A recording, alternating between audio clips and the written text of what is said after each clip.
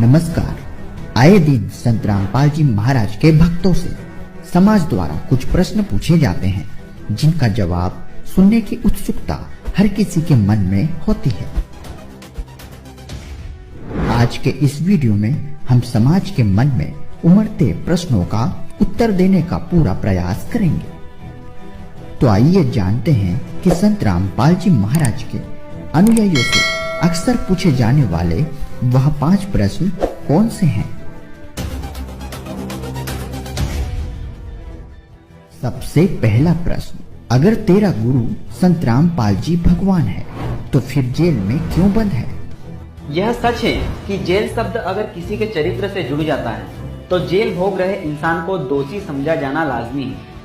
लेकिन इतिहास गवाह है कि जेल जाना कभी कभी मानव कल्याण का उद्देश्य भी बन जाता है। अगर जेल में जाने वाला हर व्यक्ति गुनहगार है तो फिर जेल में तो हमारे राष्ट्रपिता महात्मा गांधी जी भी गए थे। गांधी जी के जेल जाने से उनके चरित्र पर उंगली नहीं उठाई गई थी, बल्कि उस घटना को अन्याय के खिलाफ और मानवता की भलाई के लिए जनता द्वारा एक कड़ा संघर्ष समझा गया था। श्री कृष्ण जी का तो जन्म ही जेल में हुआ था, लेकिन उन्हें तारणहार कहकर पुकारा गया। जन कल्याण के निमित्त किए गए संघर्ष वाले स्थान को भी आस्था का केंद्र मान लिया जाता है, और यही वजह है संत रामपाल जी महाराज के सर्व अनुयायी जेल को जेल नहीं बल्कि जेल धाम कहते हैं, क्योंकि संत रामपाल जी के जीवन का मूल उद्देश्य वेद शास्त्रों से प्रमाणित सद्भक्ति देकर भक्त समाज को निहाल करना है और नकली धर्मगुरुओं के छलावे से अवगत कराकर अंधभक्ति से मुक्त कराना है। और इस प्रयास से नकली गुरुओं के अस्तित्व पर खतरा मंडराने लगा था। जब इन नकली संतों के नकली ज्ञान की दुकानें बंद होने लगी तो संत रामपाल जी महाराज के खिलाफ साजिशें होने लगी और उन्हें जेल में डाल दिया गया। एक छोटा सा आश्रम था, इन दुष्टों को सुहाया नहीं, क्योंकि इनके अज्ञान की खाल उतार दी दास ने। इनसे भी आचार्यों की, शंकराचार्यों की, जितने भी मंडलेश्वर थे, ये डुप्लीकेट आदमी है, इनके पास तत्व ज्ञान नहीं है।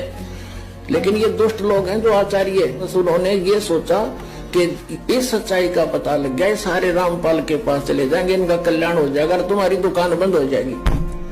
ये उद्देश्य लेकर उन्हें जुल्म ढा दिया। तो ये लोग कभी तैसी नहीं हो सकते, आज तक नहीं हुए। ये लोग स्वार्थी। और दास ने परमार्थ में शीश दे रखा है। जेल चाहे जान जाओ, जेल की तो बात क्या है, पर इसको ऊपर लाकर छोड़ूंगा। मालिक का साथ दास के है, सच्चाई को ऊपर लाऊंगा, पूरा विश्व का कल्याण होगा। समाज द्वारा पूछे जाने वाला दूसरा प्रश्न है, संत रामपाल जी महाराज हिंदू धर्म के खिलाफ क्यों है? संत रामपाल जी महाराज किसी भी धर्म के खिलाफ नहीं है, क्योंकि उनका कहना है, जीव हमारी जाति है, मानव धर्म हमारा, हिंदू मुस्लिम सिख ईसाई धर्म नहीं कोई न्यारा। इस वाणी से यह सिद्ध होता है कि संत रामपाल जी महाराज के अनुसार धर्म सिर्फ एक है, वो है मानव धर्म। जीव हमारी जाति है, मानव धर्म हमारा, हिंदू मुस्लिम सिख ईसाई कोई धर्म नहीं है यार। तीसरा प्रश्न है, संत रामपाल जी महाराज खुद को भगवान क्यों कहते हैं? वह खुद की पूजा करने को क्यों कहते हैं? आखिर क्यों तुम लोग एक इंसान को भगवान बना रहे हो? गुरु हमेशा भगवान के तुल्य होते हैं। कबीर परमात्मा जी अपनी वाणी में कहते हैं, गुरु बड़े गोविंद से मन में देख विचार, हरि सुमरे सो वार है, गुरु सुमरे होए पार। गुरु गोविंद दोनों खड़े, काके लागू पाए, बलिहारी गुरु आपने, गोविंद दियो बताए। शिष्य चाहे किसी भी गुरु का हो, अपने गुरु को हमेशा भगवान के तुल्य ही मानता है। रहा सवाल इस बात का, संत रामपाल जी महाराज खुद को भगवान क्यों कहते हैं, तो दोस्तों एक बात आपको स्पष्ट कर दें कि संत रामपाल जी ने कभी भी खुद को भगवान नहीं कहा, बल्कि वह तो खुद को कभी भगवान का दास कहते हैं। अपना तो एक सीधी सी बात है, ये दास परमात्मा ने भेज दिया, तो दास वो परमात्मा नहीं है जिसकी आपको चाह है।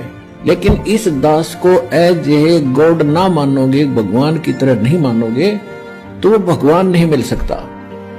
अब जैसे एक गणित का एक प्रॉब्लम आती है, गणित में एक प्रश्न आता है, उसमें मूलधन ज्ञात करना होता है, बाकी दर भी टाइम भी सारा कुछ दिया होता है। तो उस मूलधन तो अरबों खरबों में होता है, अरबों खरबों का अमाउंट कई करोड़ रुपए का होता है। तो उस कई करोड़ अरब खरब के मूलधन को जानने के लिए आपको मानना पड़ता है सपोज मूलधन इज 100 रुपीज। जो मूलधन है वो 100 रुपये, मान लो मूलधन 100 रुपये मानकर हम सवाल निकाला करते, प्रॉब्लम हल करते थे। तो वो प्रश्न का हल ऐसे ही होगा, ना हो ही नहीं सकता।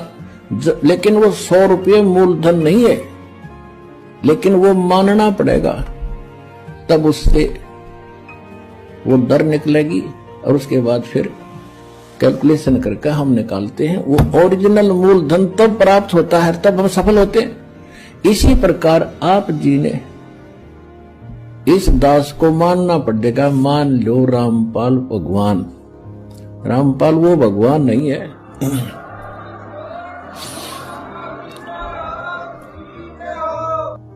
समाज में पूछे जाने वाला चौथा प्रश्न है, तेरे गुरुजी कोई चमत्कार करके जेल से बाहर क्यों नहीं आ जाते?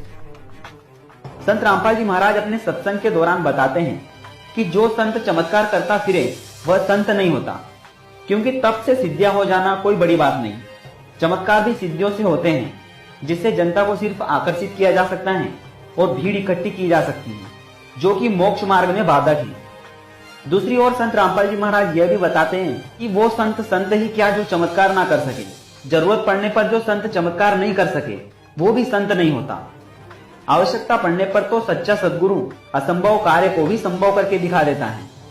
संत रामपाल जी महाराज का जेल जाना दुनिया के लिए एक घटना हो सकती है, लेकिन यह भी सच है कि संत रामपाल जी महाराज खुद अपनी मर्जी से जेल गए हैं और अपनी मर्जी से ही बाहर भी आएंगे, क्योंकि यह सब कबीर परमात्मा की लीला है, जिसमें समस्त जनसमूह का हित छुपा है। जिस दिन संत रामपाल जी महाराज ने अपनी लीला समेट ली, उस दिन संत जी अपनी मर्जी से पलक झपकते ही जेल से बाहर होंगे।